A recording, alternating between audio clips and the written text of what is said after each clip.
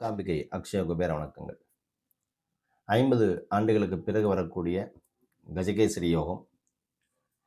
கஜகேசரி யோகம், சந்திரமங்கல யோகம், குருமங்கல யோகம், விபரீத ராஜயோகம், இப்படி மாய யோகம், இப்படி பலவிதமான யோகங்கள் உண்டு ஜோதிடத்தில். கிட்டத்தட்ட 60-65 யோகங்களுக்கு மேலே உண்டு. இந்த யோகங்கள் ஒரு மனிதனுடைய வாழ்க்கையில குறிப்பிட்ட வருடத்துல, குறிப்பிட்ட ராசி மண்டலத்துல சில கிரகங்கள் இணைவு பெறும் பொழுது நம்ம எதிர்பார்க்காத நேரத்துல சில வெற்றிகளை கொடுப்பதுதான் இந்த யோகத்தின் பேர். அதெல்லாம் அந்த ஜாதகத்திலே உண்டு. அதுக்கு நிறைய யோகங்கள் கிரக இணைவுகள் உங்க ஜாதகத்துல இருந்துச்சு அப்படின்னா, அந்த கிரகங்கள் பலம் பெற்று இருந்தது அப்படின்னா நிச்சயமா நல்ல பலனை கொடுக்கும். ஸோ அந்த வகையில பாத்தீங்கன்னா, அந்த கிரக பயிற்சிகள் பாத்தீங்கன்னா சக்தி வாய்ந்த ராஜயோகங்களை உருவாக்க இருக்கு. அதுல இந்த மார்ச் 14ஆம் தேதி பாத்தீங்கன்னா இந்த கஜகேசரி யோகம் உருவானுச்சு. மார்ச் 14ஆம் தேதி 14. இந்த ஜோதிடத்துல கஜகேசரி யோகம் ஒரு மங்களகரமான யோகம்னு பேசக்கூடிய ஒரு அமைப்பு. சந்திரன் அதன் உச்சராசியா என்று சொல்லப்படக்கூடிய ரிஷபத்துல சஞ்சரிக்கக்கூடிய டைம்ல குரு ஏற்கனவே ரிஷபத்துல இருக்கக்கூடிய ஒரு அமைப்பு. இந்த 2 சக்தி வாய்ந்த கிரகங்களுடைய இணைப்பு பாத்தீங்கன்னா அந்த கஜகேசரி யோகம்னு சொல்றாரு. இது 2025 அமைப்புல உருவாக இருந்தாலுமே கூட குரு பகவானும் சந்திரனும் ரிஷபத்துல இருந்து உருவாகக்கூடிய அந்த சக்தி வாய்ந்த ராஜயோகம் மிகப்பெரிய ஒரு ஜாக்பாட்டை கொடுக்கும். இப்போ நீங்க ரிஷபராசிக்காரங்களாம் கேட்டீங்க அப்படின்னு கேட்டீங்கன்னா ஒண்ணுமே இல்லாம இருப்பாங்க. ரொம்ப கஷ்டம், நிறைய தடை, பிரச்சனை, போராட்டம், சிக்கல்கள் எல்லாம் பலவிதமான தடைகள்ல ஓடிக்கிட்டு இருக்கும். ஏன்னா ரிஷபத்துக்கு குரு நல்லது பண்ணக்கூடிய அமைப்பு கிடையாது. ஆனா யோகங்கள் நல்லா செய்யக்கூடிய அமைப்பு. திடீர்னு யோகத்தை கொடுக்கக்கூடிய ஒரு அமைப்பு. அப்ப இந்த ரிஷபத்துல இருந்த குரு மிதுனத்துக்கு போகும்போது ரிஷபத்துல இருக்கக்கூடிய சந்திரன் இவங்க ஜாதகத்துல நல்லா இருந்துச்சு அப்படின்னா கண்டிப்பா அது நல்ல மாற்றத்தை பெறும். இதுவும் சந்திரனை சுபர் பார்க்கும் பொழுது என்ன ஆகும் அப்படின்னு இன்னும் மிகப்பெரிய ஒரு மாற்றத்தை கொடுக்கும். அப்ப சந்திரனை குரு பார்க்கும் பொழுதோ, குரு அதாவது புதன் பார்க்கும் பொழுதோ, சுக்கிரன் பார்க்கும் பொழுதோ இதெல்லாம் பெரிய மாற்றத்தை ஏற்படுத்தி கொடுக்கும். அந்த வகையில முதல்ல பார்த்தீங்கன்னா மிதனராசிக்காரர்கள் நன்மை பெறுகிறார்கள் இந்த கஜகேசரி யோகத்துக்கு. இது இவர்களுக்கு 12வது வீட்டில் நடக்கும் போது என்ன ஆகுது அப்படின்னு கேட்டிங்கன்னா, இவருடைய வாழ்க்கையில பொருளாதார நிலை திடீர் உயர்வு, கணிசமான ஒரு பொருளாதார முன்னேற்றம் இதெல்லாம் ஏற்படுத்தி கொடுக்கும். அவங்களுடைய ஃபினான்ஷியல் குரோத் நல்லா இருக்க போகுது. மகிழ்ச்சியான சூழல், அதாவது நிறைய ஃபினான்ஷியல் வரும்போது நமக்கு மகிழ்ச்சி ஸ்டார்ட் ஆகிடும்.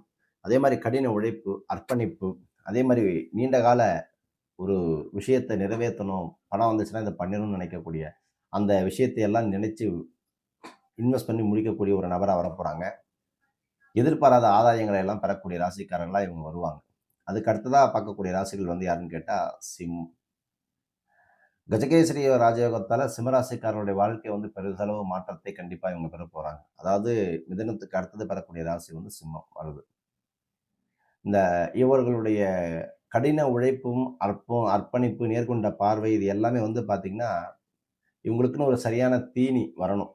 அந்த நேரம் காலம் அமையும் பொழுது கண்டிப்பாக சிம்மம் யாருங்கிறத ப்ரூவ் பண்ணிடுவாங்க. ஏன்னா சிம்மத்துக்குள்ளதான் மகம், பூரம், உத்திரம். மகம்னா ஜகம்னு சொல்றது, பூரம்னா சுக்கிரன், உத்திரம் சூரியன். ஸோ சொந்த வீட்டிலேயே சூரியன் இருந்தும் சிம்மராசிக்குள்ள சூரியன் இருந்துச்சு அப்படின்னா அந்த டைம் பார்த்து அடிக்கிறது. அப்போ 10வது வீட்டில் உருவாகும் பொழுது திடீர் உயர்வை ஏற்படுத்தி கொடுக்கக்கூடிய ஒரு அமைப்பு. அலுவலக சூழல்கள், அதாவது நீங்கள் ஆஃபீஸ் ஒர்க் பண்ணுறதாலும் சரி, கவர்மெண்ட்டாக இருக்கட்டும், கார்பரேட்டாக இருக்கட்டும், எதுவாக இருந்தாலுமே கண்டிப்பாக உங்களுடைய அந்த ஃபினான்ஷியல் பிளானிங்கு இல்லை ப்ராஜெக்ட் சப்மிட் பண்ணுறது, உங்களுடைய ஒர்க் ஸ்டைலை பார்த்து அப்ரோச் பண்ணி அடுத்த கட்டத்தை நகர்த்திட்டு போகக்கூடிய ஒரு அமைப்பெல்லாம் கிடைக்கும். அதாவது உங்களுடைய பர்ஃபார்மன்ஸ் உங்களுக்கு மேலே இருக்கிறவங்களை இம்ப்ரெஸ் பண்ணக்கூடிய அளவுக்கு இருக்கும். உங்களை தேடி வரக்கூடிய அமைப்பு, அதாவது ப்ரமோஷனாக இருக்கட்டும், அடுத்த ஒரு போனஸாக இருக்கட்டும், எதுவுமே உங்களுக்கு ஒரு நல்ல மாற்றத்தை கொடுக்கும். சீக்கிரமாக கல்யாணம் ஆகாதவங்களெல்லாம் கல்யாணம் வரக்கூடிய அமைப்பு, நிதி நிலைமை தனிப்பட்ட வாழ்க்கையிலும் பல சாதனையாக மாறக்கூடிய ஒரு அமைப்பாக இருக்குது. அதுக்கு அடுத்ததாக வரக்கூடிய ராசியாக பார்த்தீங்கன்னா மகர ராசி வரும். இந்த மகரத்தில் தான் பார்த்தீங்கன்னா இந்த சனி பகவானுடைய நிலை ஏற்கனவே நான் சொன்ன மாதிரி இந்த கஜகேசரி யோகம் கண்டிப்பாக மகர ராசிகளுக்கு திருப்தியை ஏற்படுத்தி கொடுக்கும். ஆனால் சடனாக ஏற்படுத்தி கொடுக்கும், அதுதாங்க விஷயம். ஆனால் இவர்களுக்கு அந்த மகரத்தில் பாபகிரகங்கள் இருக்கக்கூடாது. பாபகிரகங்கள் இருக்கும்பொழுது என்ன ஆகும் அப்படின்னு கேட்டிங்கன்னா, கொடுக்கும்னு நினைக்கும் போது என்ன பண்ண ஏதோ ஒரு வகையில் தடுத்து விட்டுரும். அது ஒரு வகையில் ரொம்ப மிக முக்கியமாக பார்க்கணும். தொழில் மற்றும் அவங்க வாழ்க்கையில் ஒரு டேர்னிங் பாயிண்ட் கொடுக்கும்போது இந்த கிரகம் என்ன பண்ணும், சாப்பிட்ற நேரத்தில் எதாவது தட்டி விட்டுரும், நடக்கக்கூடிய நேரத்தில் ட்விஸ்ட் பண்ணி விட்டுரும். ஒன்று கொடுக்கும், திடீர்னு இல்லை முடக்கி வைக்கும், எந்த மாதிரி வேணாலும் பண்ணும். அதனால தான் பாபகிரகங்கள் சம்மந்தப்படக்கூடாது. சொத்து அல்லது வாகனத்தில் முதலீடு செய்வது சிறந்த ஒரு காலகட்டமாக இருக்குது. குழந்தைகள் தொடர்பான சில நேர்மையான விஷயங்களை கண்டிப்பா நீங்க கேட்கக்கூடிய ஒரு அமைப்பு. ஹெல்த்த நீங்க முதல்ல நீங்க நல்லபடியா பார்த்துக்கணும். அத வந்து இத்தன நாள் ஹெல்த் இஷ்யூஸ் இருந்துச்சு அப்படின்னா, அத நீங்க பெட்டர் லெவலுக்கு கொண்டு போகணும். வாழ்க்கையில இந்த தடைகள் எல்லாம் நீங்கி நிம்மதி பிறக்கக்கூடிய ஒரு காலகட்டம், குடும்பத்தில் அமைதி நிலவக்கூடிய ஒரு காலகட்டம், குடும்பத்துடன் மகிழ்ச்சியான நேரத்தை செலவிடக்கூடிய ஒரு காலகட்டமாக இவங்க வருது. ஸோ ஆக மிதுனம், சிம்மம், மகரம் 3 ராசிகளுக்குமே வந்து பார்த்தீங்கன்னா, இந்த கஜகேசரி யோகமானது 50 ஆண்டுகளுக்கு பிறகு சிறப்பான பலன்களை தரும். நான் திரும்ப திரும்ப சொல்றேன். மிதுனமா இருக்கட்டும், சிம்மமா இருக்கட்டும், இங்க மகரமா இருக்கட்டும். பாவகிரகங்கள் உங்களுடைய ராசியிலே சம்மந்தப்பட்டிருக்கு அப்படின்னா, அது சார்ந்த கர்மாவை உங்கள பிரதிபலிக்கும். அப்ப பாவகிரகங்கள் கேதுவோ, ராகுவோ, இல்ல வந்து உங்களுக்கு சனியோ இருந்துச்சு அப்படின்னா, இந்த இணைவோட சேரக்கூடிய கிரகங்கள் என்ன பண்ணும் அப்படின்னா, அந்த கர்மாவை இழுத்து உங்க ராசிக்கு ப்ரப்போஸ் பண்ணிக்கிட்டே இருக்கும்.